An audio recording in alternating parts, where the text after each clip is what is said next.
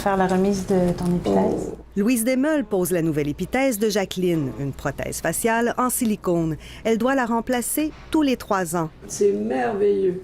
En 2011, elle a perdu son œil droit, infecté par un champignon microscopique.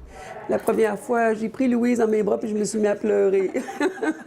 Elle m'avait redonné mon visage. J'aurais pas pu vivre de la même manière. C'est clair, j'ai repris des activités presque aussitôt que j'ai eu l'épithèse. Louise a redonné un visage à Jacqueline et à plus de 600 autres personnes depuis 20 ans. Elle façonne avec minutie des oreilles, des nez, des yeux. Au fil des ans, elle a aussi créé des orteils, des doigts et des seins. La partie la plus difficile à recréer, c'est un œil. Parce qu'un nez, ça a une forme.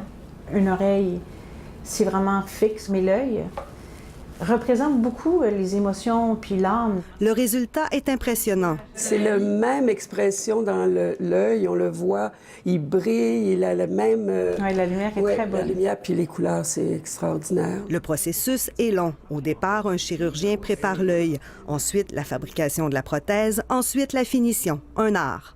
C'est beau. C'est beau, hein? Ancienne infirmière, Louise a appris son métier par compagnonnage parce qu'il n'existe pas d'école au pays.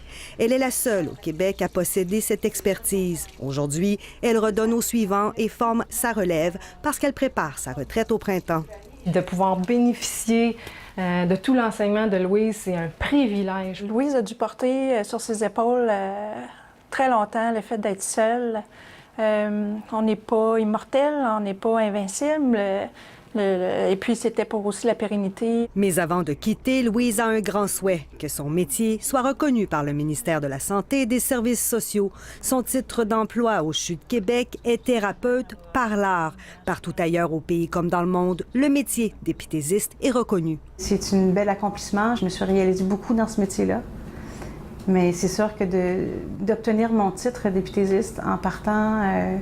ou avant que je parte, je serais très, très, très heureuse. Le ministère a reçu 3 demandes en 2006, 2008 et 2014 pour modifier ce titre d'emploi.